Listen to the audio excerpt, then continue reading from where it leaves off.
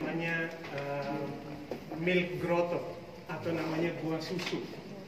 Jadi kalau kalian nanti kalau keluar kalian perhatikan itu di seberang jalan itu kita sudah di belakang gereja kelahiran.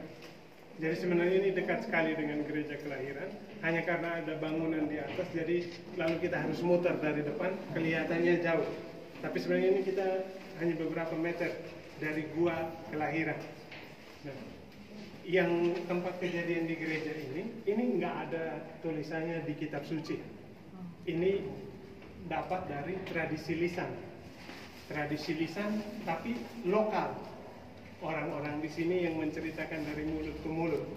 Nah, dari gereja kelahiran ke sini nggak jauh, tapi menurut cerita tradisi lisan ini mengatakan begini: setelah Yusuf itu dapat mimpi untuk bawa Yesus ke Mesir, kan mereka harus berangkat buru-buru ya. Lalu tidak hanya buru-buru, tapi memilih berangkat malam hari, biar nggak ketahuan sama orang kalau mereka berangkat. Nah, karena itu sebelum berangkat, mereka berangkat malam-malam. Biasanya kalau sudah tidur, biasanya agak kesulitan kalau mau jalan gitu ya, karena harus gendong lagi, mudah menangis. Nah, cara ibu untuk mendiamkan bayi yang menangis, kasih susu, ya, supaya kalau mulutnya ada yang dikerjakan, dia kan nggak menangis ya.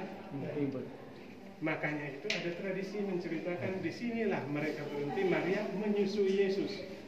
Dan ketika menyusui Yesus itu, dalam tradisi menceritakan ada air susu yang tumpah. Nah, karena air susu yang tumpah, menurut tradisi itu buah jadi kelihatan putih. Tapi kalau kalian lihat, semua buah di sini sebagian besar emang putih, ya.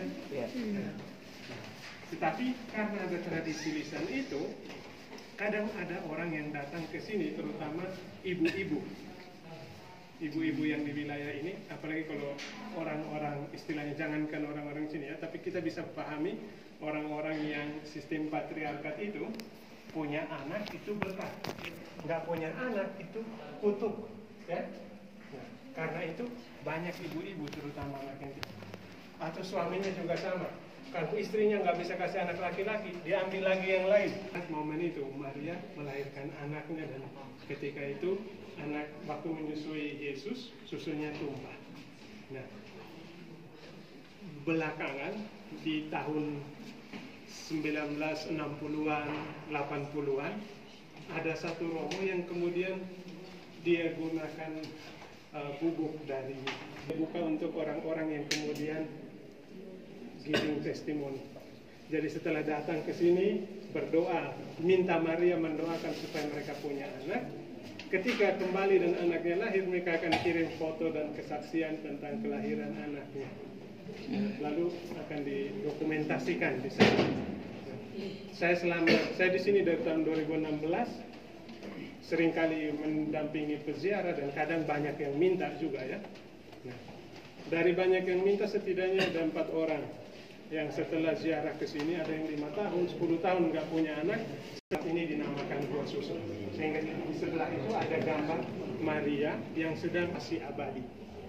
Kalau yang di Kristen atau yang lain mungkin nggak tahu, adorasi itu artinya semacam berdoa ya. Di depan setiap jam ada yang berdoa. Jadi mereka mungkin beberapa suster ada beberapa mereka bikin jam. Oke, jam ini sampai jam ini kamu.